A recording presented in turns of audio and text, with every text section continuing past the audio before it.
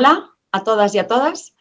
Estoy muy contenta de estar en esta jornada con todos ustedes. Muchísimas gracias por contar conmigo. Es un placer poder compartir este conversatorio en este momento tan especial en el que además no quiero dejar pasar la ocasión de tener un recuerdo muy especial para todas y todos aquellos que de alguna manera están sufriendo las consecuencias de este coronavirus que lleva con nosotros ya casi un año y que está provocando probablemente las dificultades más graves por las que estamos pasando en este siglo. Una crisis que nos ha mostrado nuestra fragilidad y la del sistema, nos ha hecho cuestionar las bases de una sociedad fundamentada en el individualismo y sobre todo con unas bases en el beneficio económico. Toda esta lógica con esta situación, esta grave crisis sanitaria y socioeconómica nos hace cambiar la mirada y mirar hacia una lógica del cuidado de las personas, de uno mismo, de los otros y del planeta. Y también nos ha hecho comprender que somos interdependientes. Se constata la necesidad de afrontar los desafíos de una manera diferente, con anticipación, con una visión global y con una forma multilateral, una mirada multilateral y conjunta, sin que nadie se quede atrás. Esta crisis también ha enfatizado algunas brechas que afectan muy de lleno a determinadas poblaciones, sobre todo a las más vulneradas. Nos hemos dado cuenta que hay muchos niños y niñas, muchos jóvenes que están teniendo problemas de acceso a la educación de calidad, a veces porque no van a la propia escuela y otras veces porque no disponen de red, de internet en casa o de dispositivos para poderse conectar. Desde luego, esto nos interpela a todos los que nos dedicamos a la educación porque tendremos que pensar de qué manera vamos a conseguir que sea realidad esa equidad educativa por la que todos los que nos dedicamos con pasión a la educación y especialmente los que estamos en la Fundación SM tenemos como foco estratégico de trabajo. En el día de hoy tenemos el gusto de poder compartir el panel, ahora presentaremos a las 3 personas con las que voy a compartir el conversatorio. Y se trata de pensar si efectivamente la escuela está preparada para esta situación a la que nos ha sometido el COVID. Les presentamos a continuación a las 3 personas con las que vamos a compartir este panel. Natalia Allende, Chile. Profesora general básica y licenciada en Estética por la Pontificia Universidad Católica de Chile. MA en Literatura por la American University. Actualmente es directora de Design for Change, Chile. Natalia Allende.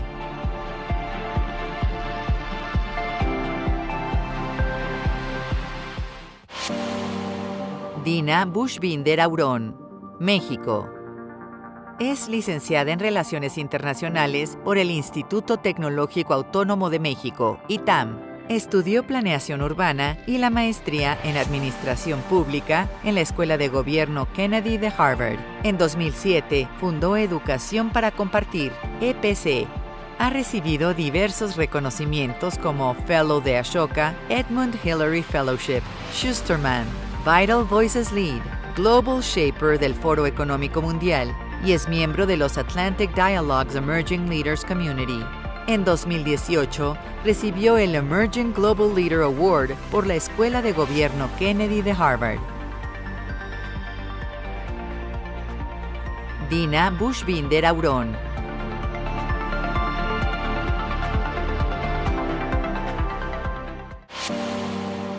Mariela Guadagnoli, Argentina. Es arquitecta de profesión por la Universidad Nacional de Rosario, Argentina. Ejerce la docencia en 4 escuelas de la provincia de Santa Fe, donde enseña técnica en construcciones, dibujo técnico y tecnología. Trabaja con alumnos con problemas sociales y económicos. Ideó un proyecto llamado Adoquines Ecológicos para solucionar el problema de inundación de las veredas donde los chicos circulaban en bicicleta y de paso estimular la atención en sus clases. Por su destacada e innovadora profesión, fue finalista del premio Global Teacher Prize en 2020. Mariela Guadagnoli.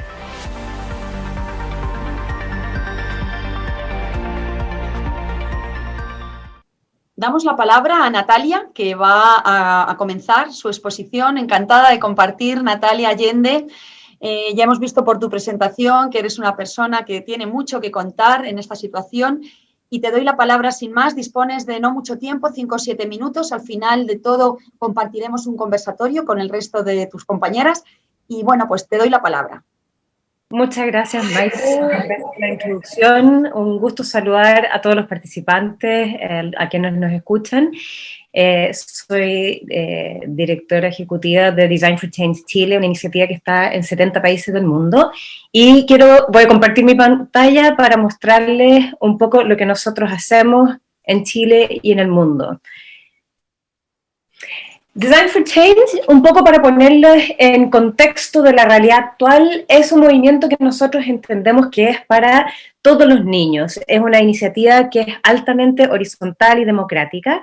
Y pensando un poco en la realidad actual, en que el mundo está enfrentando mucha incertidumbre a nivel, obviamente, para qué decirlo, de salud, a nivel también político, de mucho descontento social, de la amenaza del cambio climático, la sociedad en general y muy en especial nuestros niños están enfrentando una realidad desde muchas preguntas, desde mucho miedo, descontento, rabia, desconfianza, etc. Entonces, la educación en medio de esta crisis no puede quedar relegada a un segundo plano y la verdad es que yo creo que la pregunta central que nosotros tenemos que hacernos como educadores es cómo podemos preparar a nuestros niños ahora para no tener que reparar el daño el día de mañana.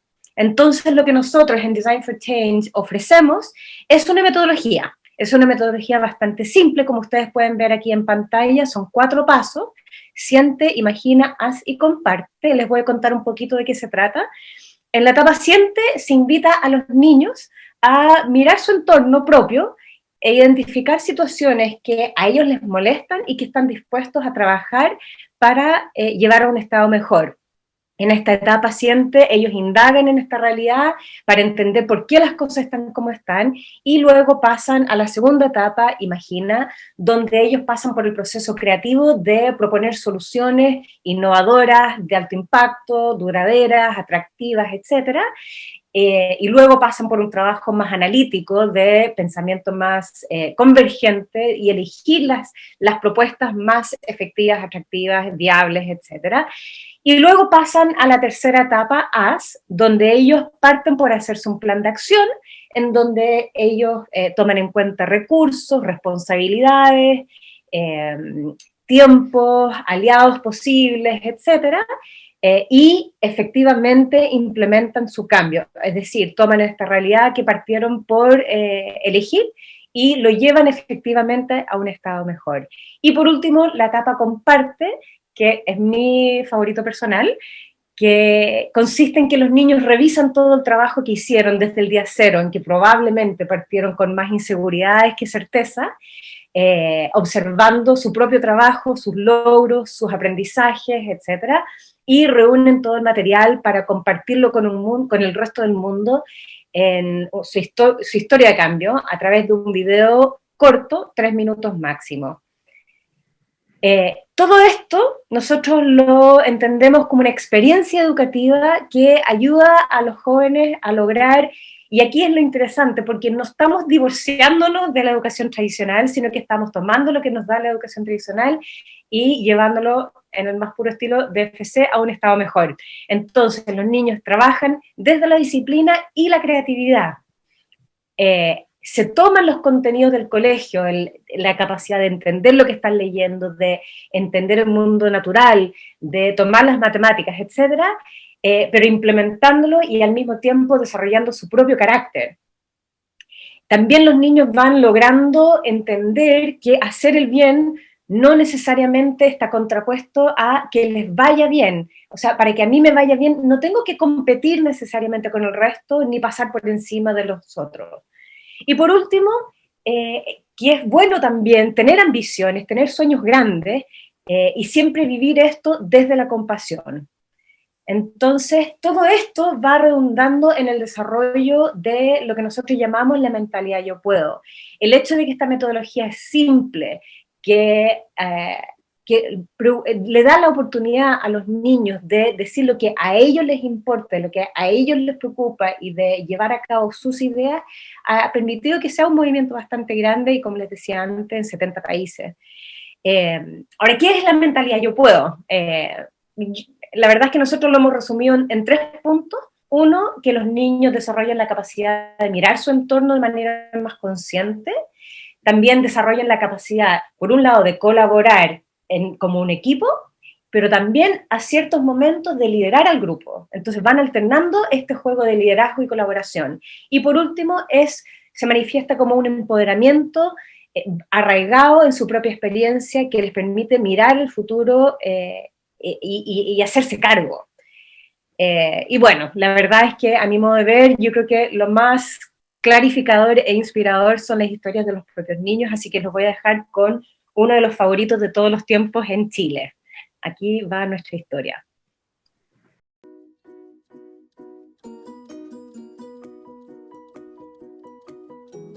La idea surgió porque sentíamos que en cuarentena y con las clases online, los espacios de diálogo en el colegio se veían reducidos y casi nulos.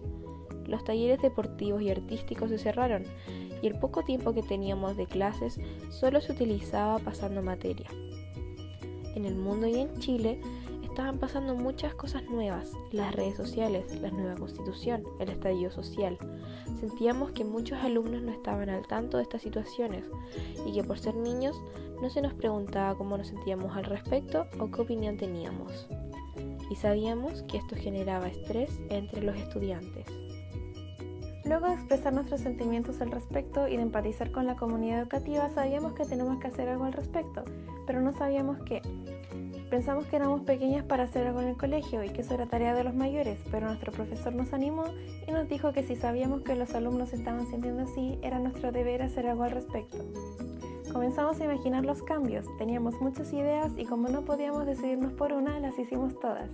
Estábamos súper motivadas, organizamos conversatorios, foros y charlas. Teníamos que contactar con ONGs y profesionales en el tema para que hablaran al respecto. Asistieron más de 100 personas, todos dispuestos a dar su opinión e informarse sobre temas como las redes sociales, fake news, feminismo, racismo, funas, la nueva constitución y muchos más.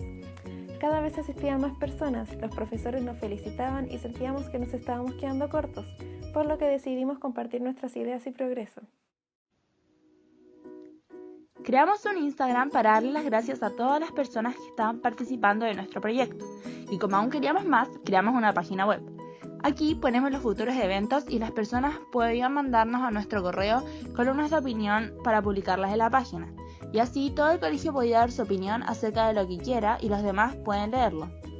Es increíble que durante este año pudimos crear todo esto sin siquiera vernos en persona.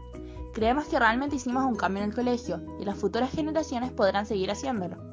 Tenemos metas a futuro, como realizar torneos de debate, clubs de lectura o premiar a las mejores columnas de opinión.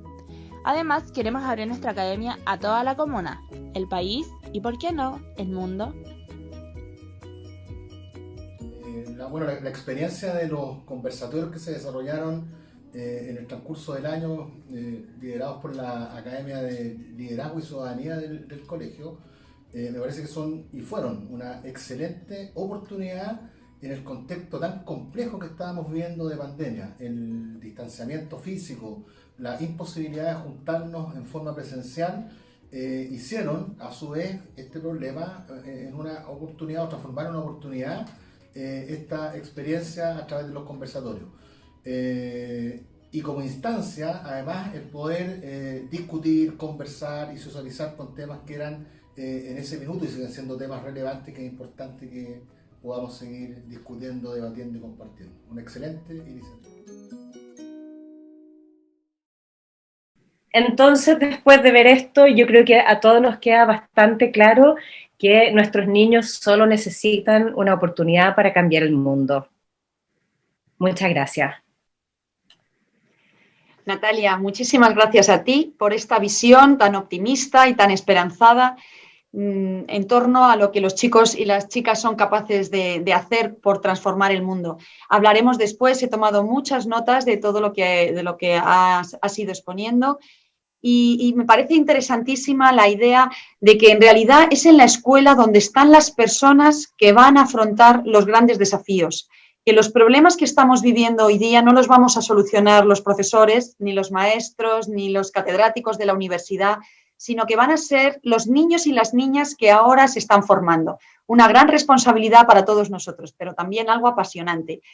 Vamos a ver ahora a continuación la experiencia de Dina Buchbinder, que nos va a contar desde su ámbito qué novedades y qué innovaciones están llevando a cabo. Hola, Dina.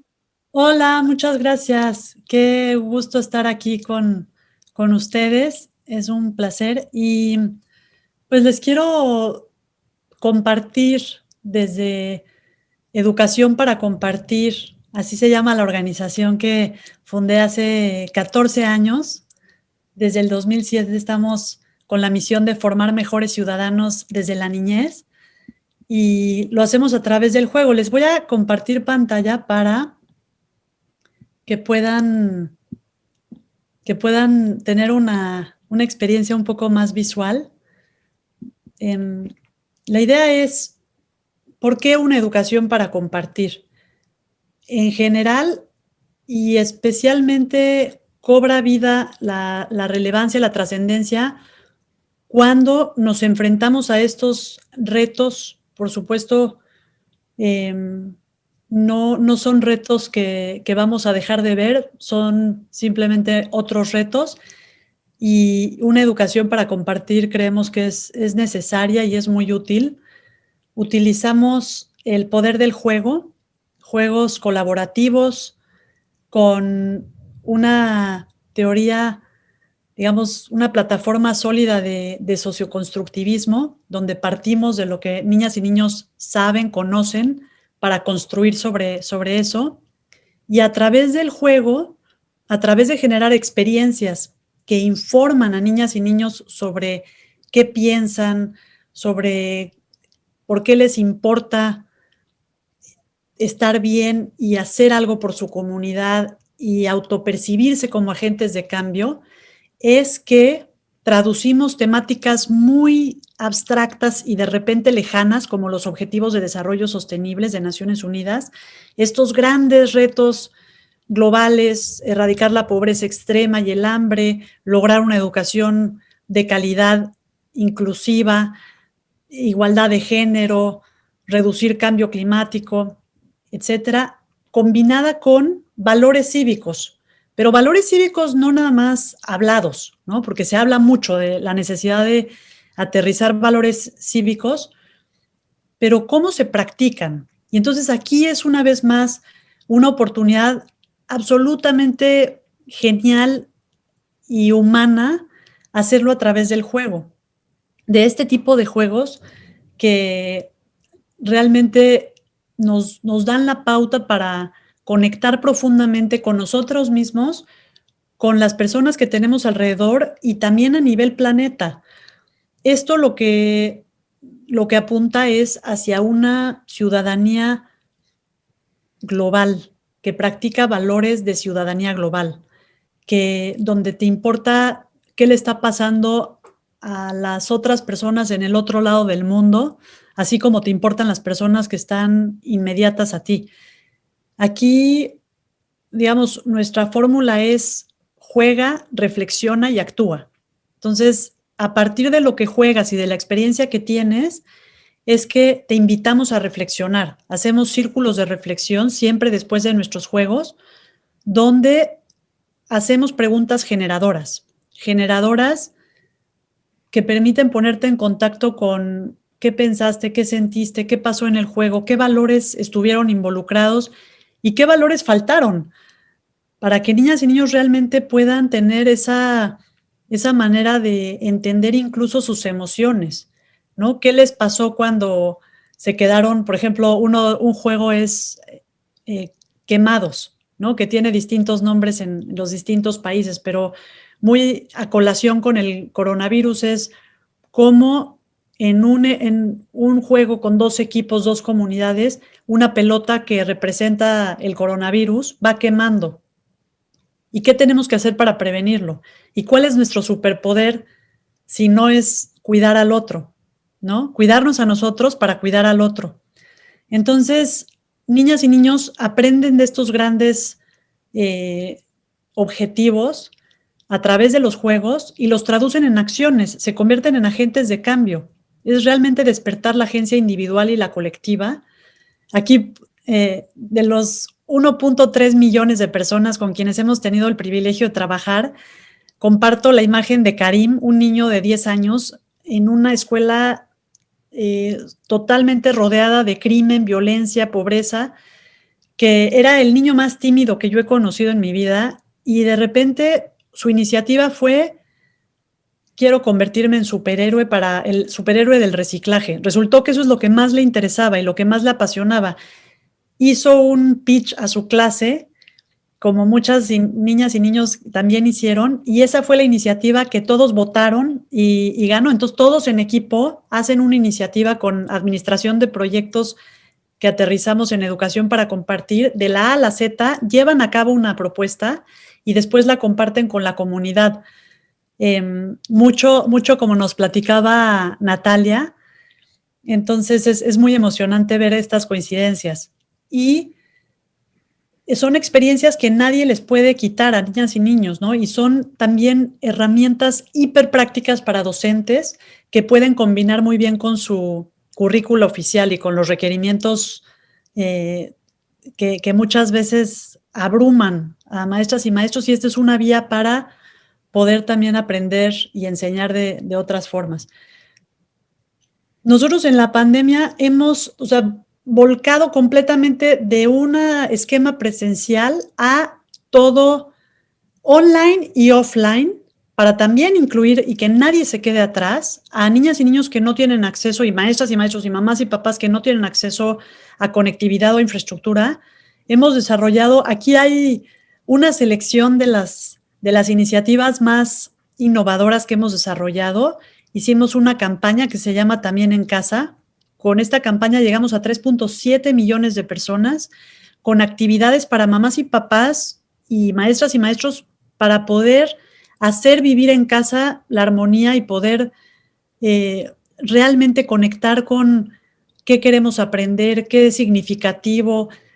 Toda la metodología de Educación para Compartir traducida a También en Casa. También hicimos un cuadernillo, el primero en su naturaleza, con la Presidencia de México y para aterrizar la Agenda 2030 en todas las niñas y niños de sexto de primaria.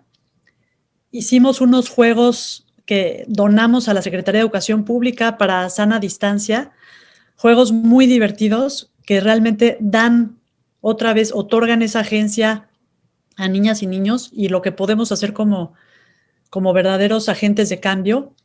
Tenemos un cuadernillo fantástico de actividades para familias en casa que hicimos con Fundación Lego, que son uno de nuestros grandes aliados, y dimos toda una serie de webinars y talleres para docentes, familias y foros con niñas y niños. Ahorita les voy a pasar un pedacito de uno de esos foros con las voces de niñas y niños y qué viven durante la pandemia.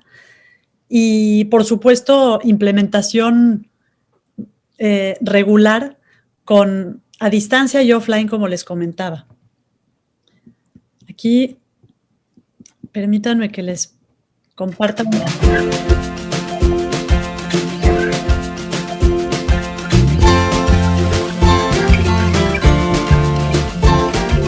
A mí lo que más extraño es a mis amigas que me expliquen bien las consignas y el recreo. Y bueno, y también todo el colegio. Yo extraño al recreo. Yo extraño que cuando voy al colegio tengo clase de gimnasia y un profe no me hace jugar al fútbol. Jugar en el patio de juegos con mis amigos. Quiero conocer a mi nuevo profe.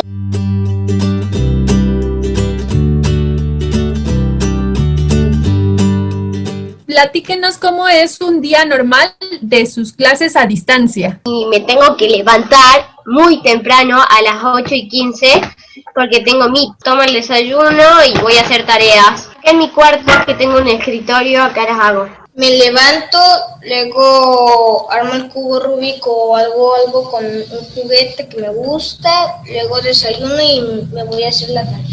Yo me levanto, desayuno, me conecto a mis clases. Quería compartirles nada más un cachito de las voces de niñas y niños. Tenemos un sinfín de videos de estos foros fantásticos donde hemos podido realmente conectar y entender dónde están, qué sienten, qué piensan, qué desean, cuáles son sus mayores aprendizajes en este tiempo de pandemia y realmente escuchar cómo se sienten escuchadas y escuchados. Esa ha sido una de las mayores de los mayores logros que hemos rescatado en educación para compartir y creo que es algo que llegó para quedarse.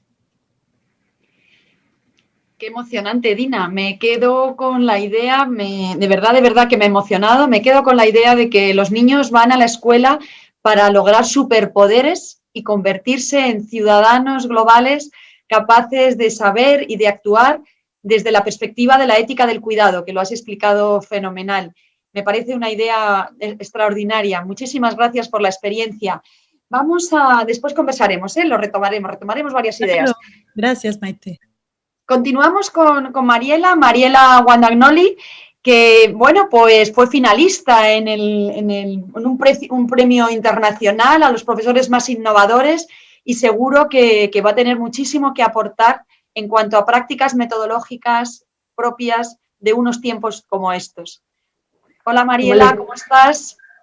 ¿Cómo les va a todos y a todas? Feliz de poder compartir con ustedes, con Natalia y con Dina y ver cuántas coincidencias tenemos. Yo como docente voy a contar mi humilde experiencia en el aula y en estos años de docente. Ahí les voy a compartir mi pantalla.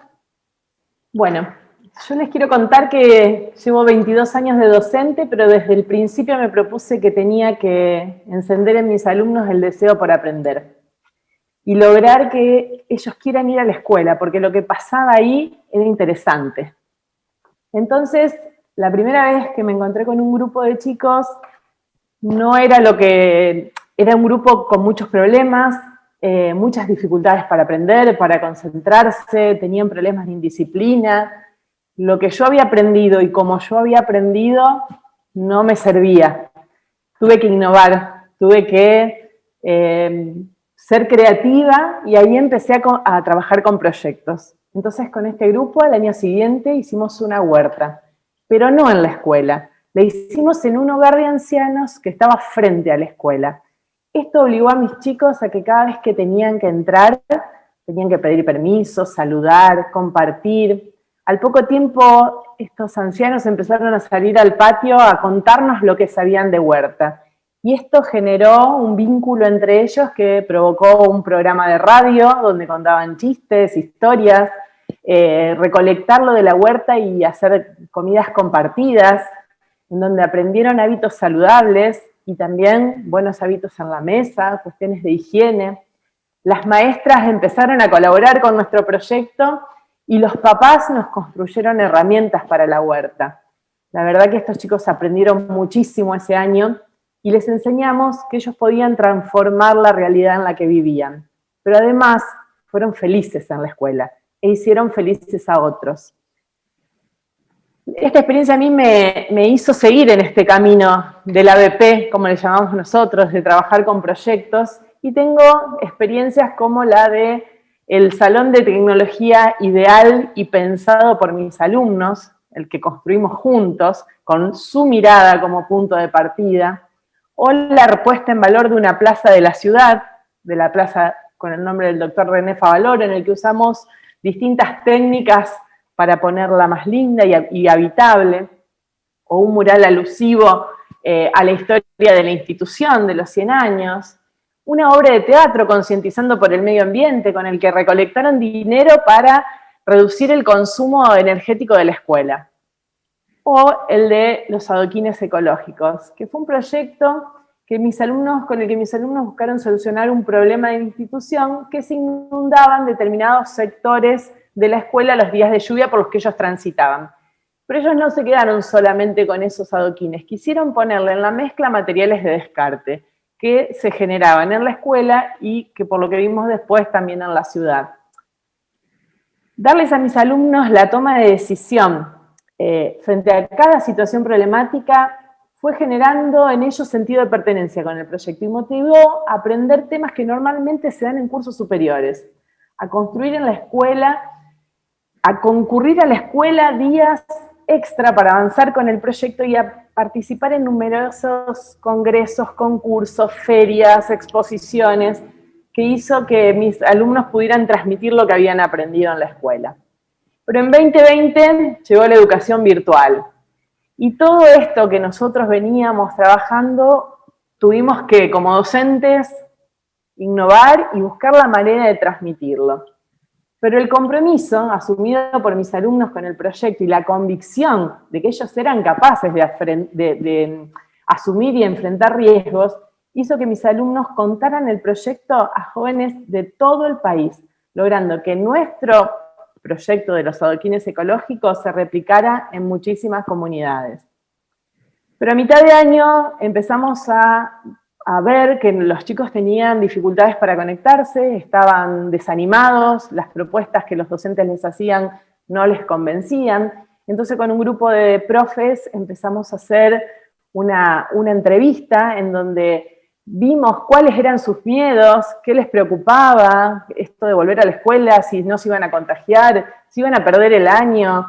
Y entonces empezamos un proyecto con alumnos de primero a sexto año de la escuela técnica, por fuera de toda estructura escolar, ¿sí? En donde ellos empezaron a trabajar con el protocolo para la vuelta al colegio, a ver charlas virtuales y a ver prototipos que se proponían en internet.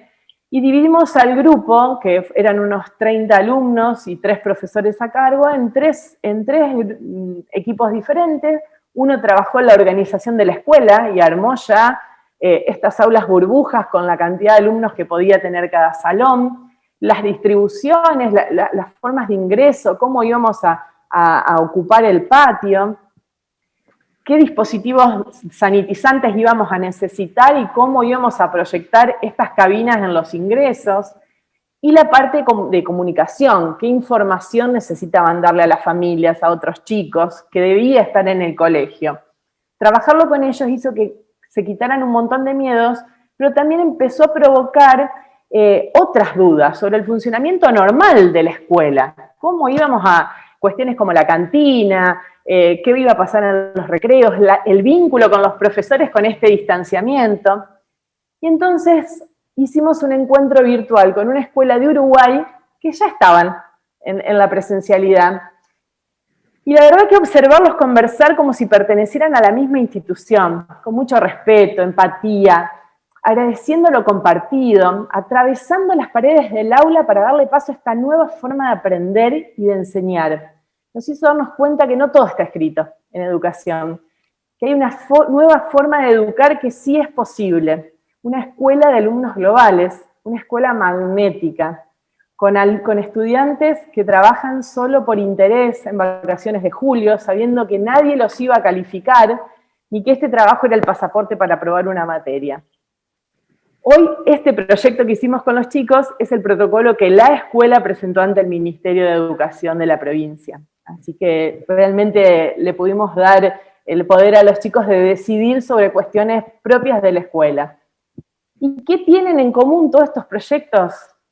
Ellos primero, los chicos, escucharlos, conocerlos, saber el entorno con el que estamos trabajando, pero siempre primero ellos, para después sí generar entornos de aprendizaje que sean propicios para jugar, manipular, crear, transformando las aulas en lugares de diversión y creatividad en donde alumnos y maestros aprendemos juntos, valorizando el trabajo en equipo, colaborativo, inclusivo, que da respuestas a cualquier problema que le presentemos, que fortalecen el protagonismo y el compromiso, educándolos para un crecimiento solidario, observando problemas concretos de su entorno para que sean significativos para ellos y se los apropien, y desarrollando y fomentando la capacidad creativa de los chicos, aprendiendo haciendo, sin miedo a equivocarse, preparándolos para enfrentar riesgos y a superar fracasos, fijando la mirada más en los impactos que provocamos en nuestros alumnos,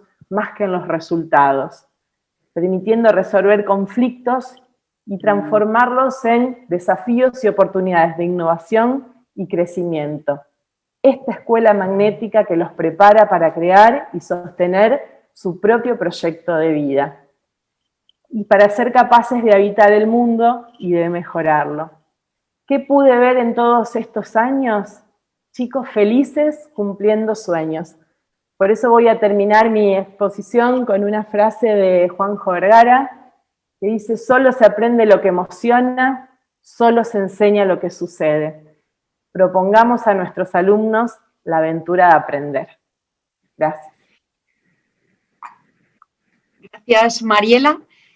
Ha sido verdaderamente un placer poder compartir. Yo quería saber más, así que seguramente podamos, aunque sea de manera virtual, que es como viajamos ahora, y es un gusto porque podemos llegar a cualquier lugar, así que me encantará visitar tu escuela, ya quedaremos y haremos una visita virtual. Me quedo con dos ideas de lo que has comentado. Una que me parece muy, muy relevante y muy innovadora, que tiene que ver con una cosa tan sencilla como poner al alumno, al niño, en el centro de toda la actividad escolar. De todo lo que se hace en la escuela, el centro es el alumno porque le queremos dar el poder. Eso me parece magnífico. Y con otra idea también muy innovadora y que es muy relevante, porque tú estabas diciendo que los niños van al colegio para ser felices, van a la escuela para ser felices. Claramente, pero es que ¿qué es ser feliz, Mariela? Es que claro, ser felices, dependiendo desde la perspectiva que se vea, puede tener un significado u otro. Yo aporto el que me gusta a mí, yo cuando he sido profesora muchos años también, y es el que yo me he planteado para mis alumnos también. Pensaba que ser felices tiene que ver con algunas ideas que tú has dicho y que me gustaría remarcar. Tiene que ver, una primera, con sentirse querido. Tú hablabas que los chicos van a la escuela para generar vínculos entre ellos, vínculos con el maestro, relaciones con el exterior, con el contexto, con el entorno. Eso es sentirse querido. Otro de los principios que para mí tiene que ver con ser feliz es sentirse útil. Y desde luego las prácticas que has planteado claramente hace sentir a los chicos que lo que hacen tiene un sentido y que lo que aprenden vale para algo. Eso es muy interesante. ¿Cómo no van a querer ir a la escuela? Comentabas que no hacía falta ir al cole para aprobar, sino que aunque no hubiera nada que aprobar y sacar buenas notas, ellos querían seguir aprendiendo. Y el tercer principio, que tiene que ver, en mi opinión, con ser feliz, y es posible que luego en el debate ustedes me complementen con algún otro, pero yo llevo mucho tiempo ya dándole vueltas a esta idea de ser feliz en la escuela. La tercera idea tiene que ver con el progreso, con progresar, con que el niño vea que entró con una competencia y que a lo largo de su estancia en el cole es cada vez más competente, porque es capaz, tiene el poder, que lo decías tú antes, Mariela, tiene el poder para afrontar nuevos retos. Pues felicidades por todas las prácticas que has presentado, y si les parece vamos a pasar a un conversatorio en el que podemos charlar en torno a las ideas que han salido. Yo he tomado notas, estaríamos 3 días hablando, voy a intentar ser concreta y bueno, vayan tomando la palabra de manera que les apetezca participar. Lo primero que yo quería comentar es que, bueno, pues en todas las 3 intervenciones hemos visto que el objetivo de la escuela en este momento ha sido convertir a los alumnos y a las alumnas en actores participativos, moverles para la acción, que sean protagonistas de los cambios necesarios para resolver los problemas. En cada caso se hablaba de un problema en concreto, ¿no? ¿Podríamos encontrar alguna de las metodologías que se ha implantado con este objetivo que podría resultar excluyente para alguno de los niños de las escuelas? ¿Y qué tendríamos que hacer en caso de que esto fuera así, que tuviéramos el riesgo de que alguna de las metodologías planteadas en este tiempo de pandemia pudiera ser excluyente para algunos de los niños y las niñas? ¿Qué tendríamos que hacer para solventar este problema? Natalia. Sí, la verdad, a ver, las cosas como están evolucionando en el mundo obviamente presentan precisamente el desafío tecnológico y afectivo también, la desconexión, niños que no tienen acceso a la tecnología necesaria para conectarse, y más allá algo que comparten todos los niños, que es la distancia personal. En relación con el primer problema, yo creo que hay que traer a los propios niños a bordo. Cuando tú le das, es lo que vimos en los tres casos, los niños cuando tú les das agencia, cuando les das liderazgo, ellos ven el mundo desde su propia perspectiva, ellos entienden lo que les pasa a ellos mismos y a los demás niños. Nosotros los adultos muchas veces no percibimos ciertas cosas que le pasan a los niños porque somos grandes, porque estamos en otra esfera. Entonces, en relación con el problema tecnológico, yo sin duda involucraría a los propios niños en encontrar soluciones y son capaces de tanto. O sea, hay que estar dispuestos a romper con los esquemas normales de la vida escolar, de que el niño debe estar en su casa con, no sé, quizás con el teléfono, con la tablet o con el computador de la familia. Los niños pueden salir, pueden encontrar caminos para traer a ese niño que está lejos a bordo, y lo van a hacer. Ellos tienen la voluntad y tienen la capacidad empática para hacerlo. Y en relación con el problema que comparten todos, que es de la distancia inevitable que estamos viviendo en este minuto de la historia, bueno, yo espero que esto no dure demasiado tiempo más, porque yo creo que es inevitable que esto sí afecta. Pero de nuevo, los propios niños son los que son capaces de identificar cómo conectar entre ellos. Nosotros hemos visto en DFC que los niños abordan sus proyectos tanto desde el conectarse para cada uno en su casa, hacer lo propio y luego volver a compartir, como también usar las plataformas como el medio para llegar a todos los que pueden y mucho más allá de lo que hubiesen soñado antes. Entonces, en ese sentido, yo soy de la idea que hay que entregarle el poder a los niños. Pues muchas gracias. No, Dina, me parece que tenías también... Sí, digo, quiero resaltar como se me elevó el espíritu de escuchar a Mariela con su experiencia como docente. Ella empezó diciendo que su humilde experiencia, yo creo que, o sea, me recordó los superhéroes que maestras y maestros son para mí, para el equipo de Educación para Compartir y para el mundo entero. Me fascina y creo profundamente en esta escuela magnética. O sea, el cerebro necesita emocionarse para aprender. Y entonces esa aproximación que tiene Mariela de verdad despertar todas esas ganas y esa conexión con sus posibilidades, con ellos mismos, de verdad es hiper admirable. Y eso me lleva al siguiente punto, que estoy súper de acuerdo con Natalia, que hay que darle el poder a niñas y niños, y al mismo tiempo creo que somos una sociedad, ¿no? Y necesitamos hacer equipo entre los distintos ámbitos, sectores, edades. O sea, creo que, por ejemplo, mucho del gran reto por el cual los sistemas educativos simple y sencillamente no estaban preparados para una pandemia, ni para otros retos que probablemente encontraremos en el próximo futuro, es precisamente la falta de atención a docentes. O sea, atención a muchos niveles, atención desde el salario que reciben los docentes en el mundo hasta, por supuesto, la formación y el tipo de herramientas que reciben, el seguimiento. Claro que niñas y niños necesitan sentirse queridos y estoy contigo, Maite, en las tres condiciones que compartes para ser felices en la escuela.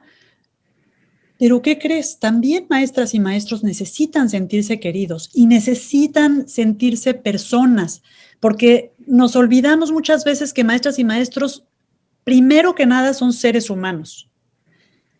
Y eso es algo que no podemos permitirnos. Digo, a mí me parece que es uno de los aprendizajes más grandes de la pandemia, que hemos relegado mucho el rol de maestras y maestros como dándolo por hecho, cuando eso nos nos impide tener muchas veces, o sea, yo creo que aquí Mariela es una luz gigantesca y nos ha tocado de primera mano conocer este calibre de mente y corazón brillante en maestras y maestros por todas latitudes con quienes hemos tenido el verdadero privilegio de trabajar, pero realmente hay un potencial ahí que todavía no está, no ha florecido y que necesitamos también atender. No sé si puede llevarnos eso a pensar que este tiempo ha excluido también a algunos maestros y maestras, porque decíamos que si las metodologías actuales excluían a los niños, a algunos niños y a algunas niñas, pues me ha parecido entender, Dina, que es posible que hayamos perdido también al no poder tener presencia y que estas dificultades de acceso de las que hablábamos probablemente también hayan sido para muchos maestros, ¿no? Mariela. Yo lo que les quería contar, que en nuestro caso, y coincido con Dina en esto de que no estábamos preparados y que muchos siguen no estando preparados y están pensando en volver a la escuela que dejamos y no repensar una escuela que esté más preparada para todos los desafíos que nos puede deparar el mundo de ahora en más. Yo digo que no podemos hacer un punto y aparte y olvidarnos lo que pasó en 2020, sino que tiene que ser una experiencia que a nosotros nos tenga que fortalecer y preparar para nuevos desafíos, y tomarlo como eso, como un aprendizaje. Para nosotros nos tocó, y hay una brecha digital estructural de tener muchos alumnos desconectados, de barrios muy humildes sobre todo, y que tampoco tenían un espacio donde hacer la tarea en la casa, y de profesores que ni siquiera tenían un Gmail para poder conectarse, y no sabían cómo hacerlo, y tampoco tuvimos el acompañamiento como para prepararlos, o para que estén un poco más listos para enfrentar este desafío. De todos modos, creo que hubo experiencias muy potables, en la que vimos que los chicos que estaban desconectados se empezaron a sumar a nuestros proyectos, que también tiene que ver con esto de los profes animarnos a filmarnos, con lo que teníamos en casa, aprender aplicaciones nuevas, a perder ese miedo a cometer errores, porque nosotros también nos equivocamos muchas veces cuando estamos dando una clase y es fácil subsanarlo, pero cuando nos filmamos era un desafío y no teníamos una productora que nos ayudara. Pero si nosotros poníamos a los chicos primero, era más importante que ellos nos vean nuestra cara, escuchen nuestra voz y no mandarle un tutorial hecho por otro profesor. Entonces yo siempre digo, por eso insisto en esto de que los chicos primero, cuando nosotros nos enfocamos en ello, y después poder armar un currículum flexible que les sirva, que les sea útil, que les ayude, que genere aprendizajes permanentes en ellos, y no algo, como me decía un alumno, lo que estudio para la prueba, lo estudio y cuando salí al patio me olvidé. Lo que aprendí con el proyecto me lo guardo para toda la vida, me lo llevo conmigo. Entonces, si podemos hacer estas transformaciones, no va a haber pandemia que nos frene, ¿sí? Pero siempre con los chicos primero. Mariela, esto último que acabas de comentar, me lleva a otra pregunta que tenía aquí apuntada sobre, en realidad, ¿en quién recae la principal responsabilidad para llevar a cabo estas metodologías? ¿Son las políticas locales? ¿Son los organismos internacionales? ¿Son las políticas nacionales? ¿Son los rectores de las escuelas? ¿Son los propios educadores? ¿En quién recae realmente la responsabilidad y casi el atrevimiento para decir, tengo que hacer las cosas de otra manera? Bueno, contesto yo. Yo creo que todos tenemos un poco de responsabilidad en esto. Esto que decía de los profesores, animarnos a este cambio, hacer todos los cursos que podíamos encontrar para ir incorporando estas tecnologías y estas nuevas formas de llegar a los chicos, probar, no tener miedo de equivocarnos. Las familias también cumplieron un rol importantísimo, porque nosotros necesitamos del apoyo de los padres, y muchas veces dábamos las clases, y en la clase estaba el papá del otro lado, y bueno, y aprender que esta era la escuela que teníamos y que teníamos que lograrlo, pero también necesitamos el apoyo del Estado, porque un chico que no tiene las posibilidades de tener una computadora, que no tiene internet en la casa, que el padre está sin trabajo, que no podían hacer una cuarentena estricta porque si no salían a trabajar no vivían, entonces también teníamos esa realidad y necesitábamos el apoyo de todos. Y la cuarentena permitió que en internet encontráramos miles de cursos gratuitos, pero había que tener el interés. Yo creo que fundaciones de todo el mundo se han puesto el problema al hombro y han colaborado con los docentes, pero dependía muchísimo también de las ganas y el compromiso del docente en poder hacerlo. Sí, definitivamente comparto que es un tema de corresponsabilidad. Es una corresponsabilidad y es una co-construcción de las soluciones y es un engranaje total. Si ves, es como un efecto totalmente interdependiente. Para la parte más práctica, el aterrizaje, yo creo que lo explicó increíble Mariela, ¿no? Con su experiencia de cómo tomó las riendas en sus manos y logró hacer todas estas iniciativas maravillosas y ponerse las pilas, como decimos en muchos lugares de la región. Pero últimamente, sí, si queremos que sea un cambio sistémico, digamos, y que esta desigualdad que nos abruma y que se ha exacerbado tremendamente, pues tienen que haber cambios, digamos, de raíz, ¿no? Donde verdaderamente haya un apoyo distinto, por supuesto, a maestras y maestros, pero también estoy hablando de mamás y papás. Mamás y papás se han visto, y cuidadores y familias en general, se han visto sobrepasados totalmente por tener que trabajar y tener a hijas e hijos en casa y tener que malabarear todo simultáneamente. Yo creo que, mamás y papás no necesariamente saben o estamos acostumbrados a llevar este tipo de dinámica, ¿no? Y creo que también ha sido un despertar en ese sentido de, oye, pues tenemos que trabajar de otra manera con el sistema. Yo quisiera agregar una última idea. La verdad es que estoy 100% de acuerdo con ambas. Me parece que sin duda es responsabilidad de todos. Pero yo me gustaría observar una cosa.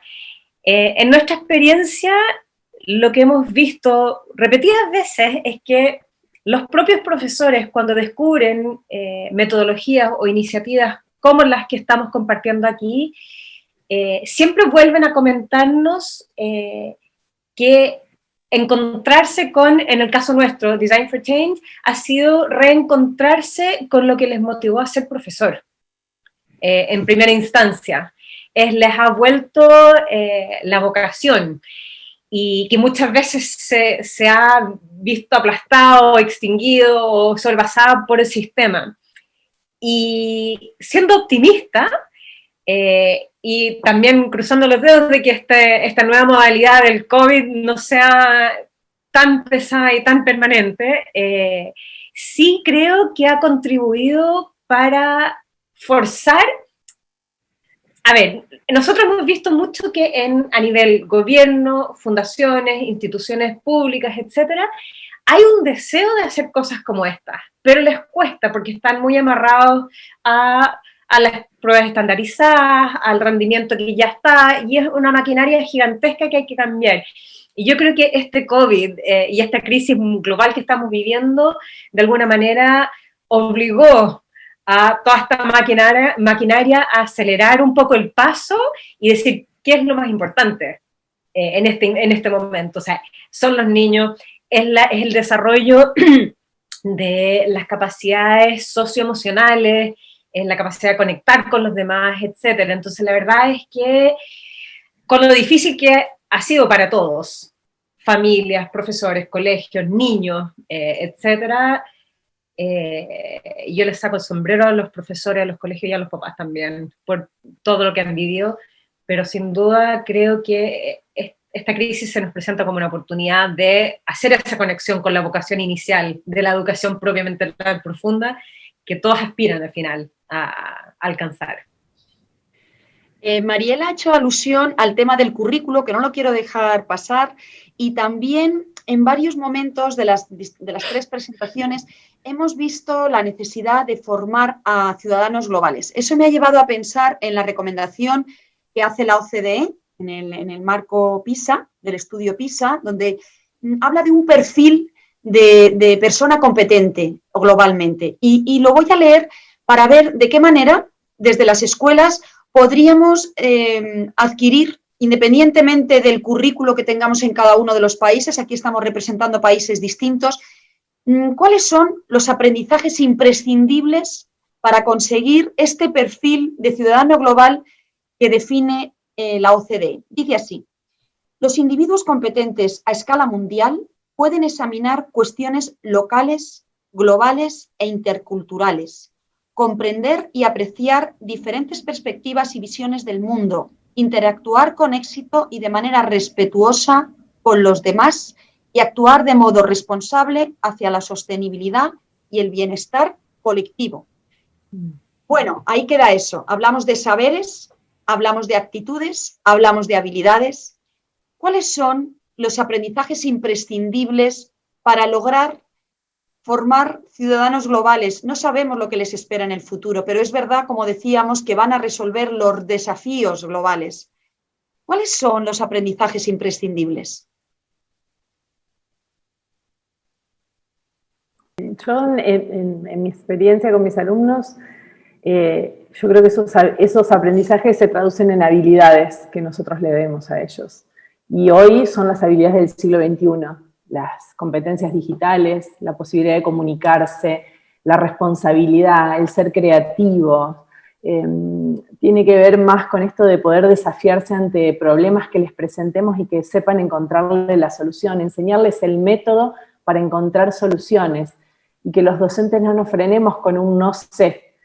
Hay Diego Golombek en la Argentina dice el no sé inteligente, que a mí me despierte las ganas de aprender y de darle a mis alumnos las herramientas para que sepan cómo aprender solos.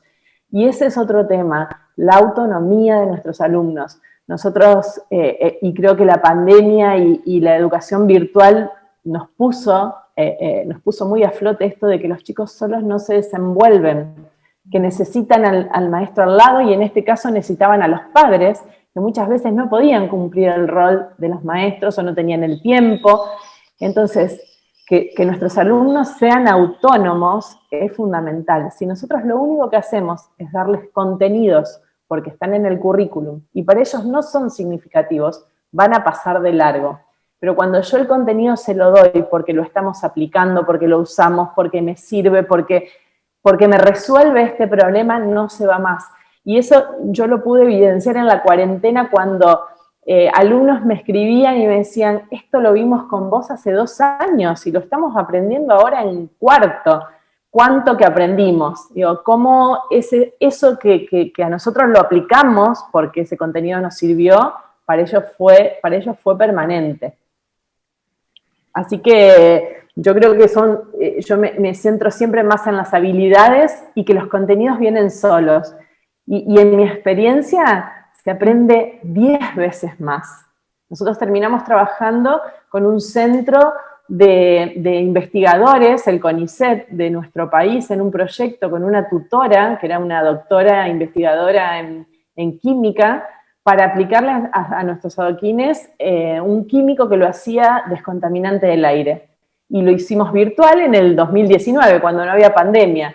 Pero logramos hacer un producto innovador que hoy podríamos patentarlo si quisiéramos. Pero bueno, también es animarnos a aprender con los otros, aprender de lo que el otro me da. Yo por eso digo que todas estas estrategias tenemos que transmitírselas a nuestros alumnos.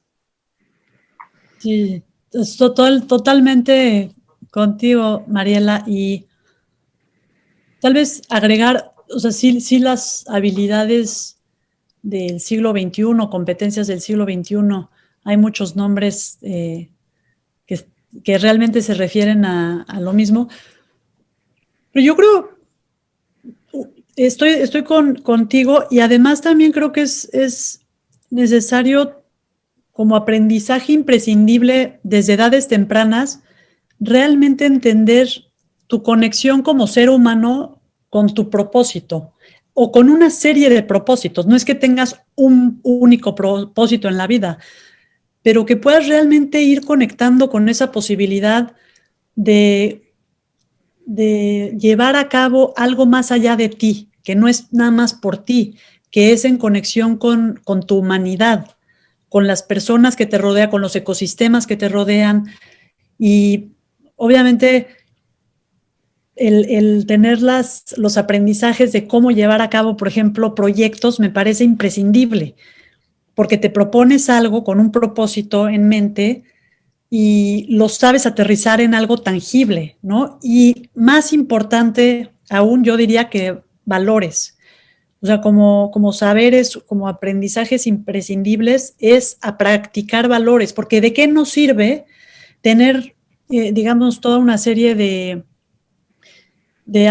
conocimientos en aterrizaje de, por ejemplo,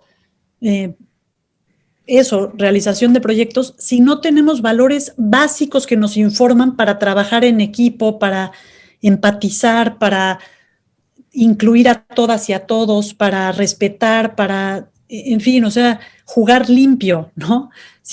Entonces, creo que es una combinación importante de distintos factores como aprendizajes imprescindibles, que yo creo que la pandemia simplemente pone de manifiesto de una forma más cruda. Sí. Y yo creo también que este tipo de la educación hoy día, el foco puesto en hacer proyectos, en darle el propósito a los niños, o que ellos desarrollen su propósito, los confronta mucho a dónde estoy en la realidad. No se me olvida nunca una historia de un grupo de niños que eran terribles, eran los niños temidos del colegio, que prácticamente hacían competencia para demostrar quién era el que tenía más anotaciones en el libro de clases, qué sé yo, y cuando se les dio la oportunidad de hacer un aporte, lo tomaron, pero también se encontraron con su propia realidad. Eran niños que no estudiaban nunca, que les iba muy mal en el colegio, y se dieron cuenta que, por ejemplo, tenían que ir y convencer a la directora del colegio de algo. Y le miraron a su profesora y dijeron, es que nosotros no sabemos comunicarnos con un adulto. Y la profesora, muy sabia, les dijo, bueno, tienen que aprender, yo no lo voy a hacer por ustedes. Entonces, es un poco lo que han dicho ambas, de desarrollar los valores, de insertarse, de conectar los contenidos del colegio, la capacidad de comunicar de manera adecuada, por ejemplo. Es muy distinto la forma que yo voy a comunicar si quiero convencer a mis compañeros de curso de hacer algo, a si tengo que ir a invitar, por ejemplo, a un médico a ser aliado en nuestro proyecto. El tipo de comunicación es distinto, el mensaje va a ser distinto, y eso lo desarrollan. Entonces, en el fondo, yo creo que el tema del contenido en el colegio es obviamente importante. Sin contenido los niños no van a poder hacer nada. Pero yo creo que al final el tema del propósito y del conectar ese contenido con su propia necesidad y con el resto de la comunidad hace que se potencie y se desarrolle de manera mucho más exquisita. Me gusta mucho la idea esta final porque me lleva a una reflexión que estamos viviendo durante este tiempo y tiene que ver la tensión que se genera entre lo global y lo local. Quiero decir, en este momento se toman medidas por el bien común para todos, me cuido para cuidarte, pero ¿dónde queda ahí lo local, lo particular? Es decir, estas medidas, por ejemplo, los gobiernos que dicen que no salga ningún niño, no puede ir ningún niño a la escuela, se toman medidas para todos. ¿Dónde queda ahí la personalización? ¿Dónde queda la necesidad de cada individuo? ¿Cómo somos capaces de gestionar con nuevas metodologías lo global y lo personalizado? ¿Cómo personalizar el aprendizaje? La verdad que fue un desafío enorme. El hecho de trabajar con proyectos todos estos años generó este vínculo entre los alumnos, conmigo. Entonces ellos me han escrito muchísimo por WhatsApp toda la cuarentena, y ahí empezamos a evidenciar, como a mí, a otros profesores, ¿no? Con los que ellos se sienten afectivamente seguros, porque también es eso, es que ellos saben que con nosotros pueden conversar lo que les pasa, y empezar a vincularlos con otros espacios que a lo mejor no eran los de la escuela, pero que potenciaban eso para lo que ellos son buenos. Y así vincular a una alumna con un concurso de poesía, porque es una chica que escribe excelente. Entonces, estar atentos a las necesidades de ellos. Y generar estos encuentros virtuales que hacíamos por Meet, por Zoom, por distintas plataformas, que aunque eran virtuales, nos veíamos, nos escuchábamos, permitía recuperar algo de eso, de reírnos en la clase, de recordar alguna anécdota, y tener anécdotas también. Nosotros tenemos una foto de todos los mates con las computadoras. En Argentina tomamos mate, y normalmente es algo que se comparte en la escuela, a pesar de que me lo prohíben los directivos. Nosotros insistimos porque es un punto de encuentro con ellos, y el mate genera confianza, genera trabajo en equipo. Entonces siempre aparece. Soy un poco rebelde, ¿no? Pero la verdad que nos sacábamos fotos tomando mates con la computadora, pero bueno, tratar de recomponer. Y cada vez que yo les decía, nos reunimos, vamos a reunirnos, vamos a tu casa, me decían, porque acostumbramos a juntarnos a comer con los chicos. La verdad que se genera un vínculo hermoso, a pesar, y se conserva el respeto, el saber que vos sos mi profesor y yo soy mi alumno, yo soy el alumno, pero podemos trabajar juntos, podemos aprender juntos y construir esto que nos está tocando. Y la verdad que cada vez que los convoqué para estos encuentros virtuales que hicimos con Francia, con Uruguay, con Chile, con Mar del Plata, Córdoba y distintos lugares de la Argentina, todos dijeron que sí, todos se acomodaban, y muchos ya no son más mis alumnos. Pero digo, por eso digo que nosotros, la motivación parte de uno, del entusiasmo que le pone a lo que hace, de la convicción que tiene. Y yo tengo una anécdota cortita para contar de la pandemia. Este año nosotros teníamos que hacer una máquina moledora de telgopor para el proyecto. Obviamente, al no poder ir al taller, no la podíamos fabricar, pero yo le dije a los chicos, vamos a ir pensándola. El promover esto hizo que muchos chicos que estaban desconectados se empezaran a sumar al grupo, cuando vieron que empezábamos a armar la máquina. Y un nene que había estado muy desconectado empezó a trabajar en el campo del papá con 3 amigos más, y a fin de año me sorprendieron con la máquina que habíamos ideado, construida y funcionando.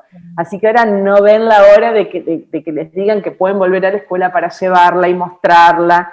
Y yo llamo a los medios y hacemos esto de que puedan comunicar lo que ellos hacen es fundamental, porque no es publicidad, es difundir, es encontrar las palabras, es saber el lenguaje técnico, es saber a quién le estoy hablando y cómo. Entonces, cuánto que aprendemos en esta forma de comunicarnos, aunque sea virtual, aunque sea a través de una pantalla, pero creo que tiene que ver mucho con esta convicción que tenemos nosotros de contagiar el amor por lo que hacemos y el compromiso con esto.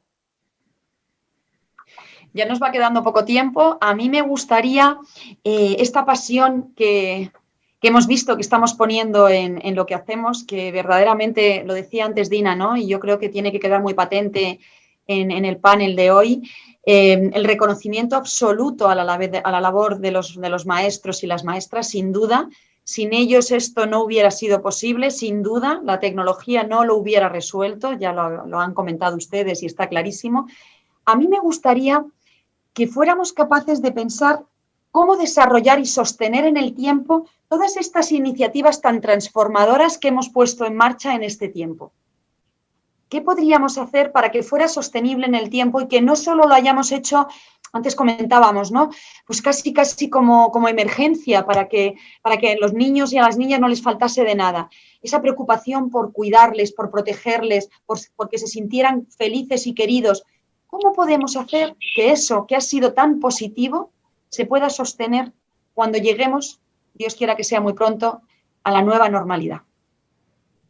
Yo creo que la capacitación docente es fundamental, pero capacitarlos en habilidades también, no solo en saber usar la tecnología, porque hoy necesitamos usar la tecnología, pero en otro momento es otra cosa. Si tenemos un problema en el aula, poder enfrentar ese problema en el aula y no seguir dando una materia, sino atender al problema puntual de ese grupo de alumnos y tener las habilidades para poder llevarlo adelante. Y compromiso, yo insisto con el tema del compromiso docente, pero más que nada es capacitarnos. Yo agregaría también que los profesores han vivido por muchos años una visión de sí mismos como profesionales muy rígida. El profesor tiene que saber exactamente cuál va a ser el resultado de lo que está haciendo en la sala. Hay una sola respuesta esperable o correcta. Y yo lo que hemos observado en la experiencia de los años que llevamos trabajando en Design for Change es que hay muchos profesores tienen miedo a enfrentarse a lo desconocido. Y yo creo que hay que, sin tirar por la borda la estructura, hay que flexibilizarla.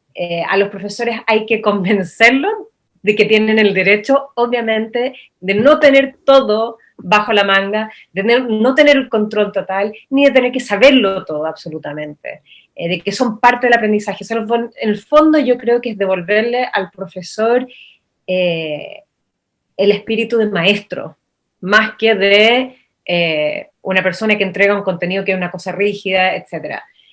Yo creo que hay que flexibilizar la escuela, y eso nos va a permitir a todos poder funcionar de manera más efectiva. Sí, totalmente de acuerdo. Digo, yo traigo a colación una pequeña anécdota. Cuando capacitamos a un docente que llevaba 40 años de ser maestro, primero nos dijo, ¿cómo que me van a capacitar a través del... O sea, ustedes, chavitos, como decimos en México, nos van a capacitar a nosotros, a mí? Y luego dijo, ¿y a través del juego? No. Y después fue literalmente fascinante su respuesta, hasta la tenemos grabada. Después de la capacitación, le dijimos, denos la oportunidad, profe, mire, lo invitamos a que entre y vea qué le resulta. Y entró y después nos dijo algo así como, educación para compartir es recrear el sentido completo del ser humano. Y se me ha quedado muy en el corazón, porque si un profe que de entrada no quiere y después se puede suavizar a través del juego, ¿no? Y a través de tocar sus fibras más profundas para desaprender y reaprender, aún con esa, digamos, autoridad de 40 años de docencia y con todo lo que sabe y con toda su experiencia maravillosa, eso a mí me da esperanza para saber que sí se puede y que necesitamos más maestras y maestros como Mariela, más maestras y maestros rebeldes. O sea, yo creo que de verdad es como hay un impasse, hay un brinco ahí entre, y es algo que a todas y a todos nos pasa en nuestros ámbitos de vida como humanos, que nos cuesta el cambio. No es algo, digamos, raro, ¿no? Que a maestras y a maestros, a la mayoría les esté costando mucho trabajo esta dinámica. Entonces, creo que es fundamental poder acompañar a maestras y maestros en este proceso con metodologías distintas, amables, que realmente les hablen. Yo comparto mucho este tema de una formación continua con cosas fuera de lo común, ¿no? Y ya por último, para las tres, no me puedo resistir a que soñemos y pensemos cómo nos imaginamos que va a ser nuestro primer día de vuelta a la escuela. ¿Qué haréis? Que cuando os encontréis en ese momento, yo pienso que es como aquí en España celebramos los Reyes Magos y en mi casa todavía se celebra con mucha emoción. Mis hijos ya son mayores, pero lo seguimos celebrando con tanta emoción que no dormimos prácticamente la noche anterior, pensando que van a venir los Reyes y les vamos a escuchar y van a entrar por la puerta. ¿cómo viviréis ese primer día de vuelta a la escuela? Bueno, yo ya tuve mi primer día de vuelta a la escuela, porque nosotros volvimos con los chicos de 7º grado, y la verdad que uno vuelve con esas ganas de verlos a todos, de abrazarlos, y es una escuela distinta, es una escuela diferente a las que nos tenemos que acostumbrar, porque nos vemos solo los ojos, porque tenemos barbijo, porque cuesta escucharnos, pero estamos, y estamos todos juntos, y estamos en la escuela, que es el espacio en el que todo esto hermoso que hablamos sucede, en el que le podemos dar voz a los chicos y nos volvemos a reír. Y la verdad que yo el primer día de clase me senté, la verdad que un salón distinto al que conocía, porque con poquitos alumnos, eso también cambia, no estaba todo el grupo juntos, pero me reencontré con mis compañeras de trabajo, con el patio, con la bandera, y me senté con los chicos y les pregunté qué era lo que más les había gustado, qué era lo que menos les gustó, qué era lo que les había... Bueno, la idea fue charlar con ellos, cómo estaban, cómo se sentían, qué sentían esto de volver a la escuela, y la verdad que, bueno, fue lindo, fue emocionante, me rescaté lo que me dijo uno de los nenes cuando le pregunté qué fue lo que más les gustó de la cuarentena, y él me dijo que estuve toda la pandemia con mi mamá, porque normalmente para venir a la escuela yo me vengo a vivir con mi abuela, así que pude estar con mi mamá y aprendí cosas del campo, y aprendí a ordeñar y a sembrar, y bueno, nos empezó a contar. La idea era ese encuentro humano, que era lo que tanto estábamos necesitando. Dina, Natalia, muy rápidamente, que se nos acaba el tiempo, ¿queréis compartir? Sí, la verdad ya hemos regresado en algunas escuelas, estamos trabajando operando en 8 países, y en unas escuelas toda la tónica ha sido realmente impulsar a tener estos intercambios de experiencias y de reconexión, ¿no? Y de encontrar a las personas, a niñas y a niños, pero también a todo el cuerpo docente donde están. Y ha sido en general experiencias muy, muy movedoras y conmovedoras, ¿no? Porque cada quien trae estas historias como la que nos cuenta Mariela, pero realmente creo que es darle voz a nuestra experiencia y a nuestras emociones y a qué soñamos hacia adelante, qué vamos a hacer con lo que aprendimos en este tiempo para aprovecharlo, que no sea tiempo, no fue tiempo muerto, es tiempo de vida que nos enseñó muchas cosas, entonces, cómo llevarlo hacia adelante en esta reconexión.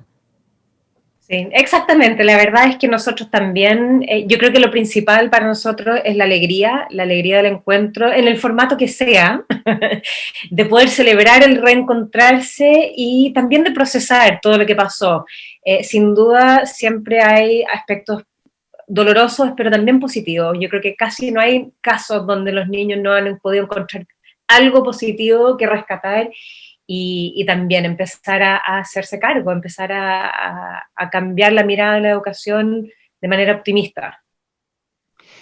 Pues de verdad, muchísimas gracias, Mariela, Natalia, Dina, gracias por esta tarde esta mañana que hemos pasado juntos. Ha sido un tiempo que nos hace ser diferentes. En realidad ya no somos los mismos que cuando empezamos la conversación, por lo menos yo. He sido muy feliz en este rato. Me parece que tenemos un reto enorme por delante. Necesitamos seguir trabajando juntas y juntos para aterrizar todas estas ideas y que no se queden en declaraciones maravillosas y que seamos capaces de hacerlas realidad. Necesitamos convertir realmente a las escuelas en lugares donde los niños sean felices. Es un propósito que parece muy complicado, pero ya hemos visto, lo habéis demostrado, es posible. No es un propósito sencillo, pero estamos muy seguros, desde la Fundación SM estamos luchando porque esto sea una realidad. Es un camino que merece la pena recorrerse.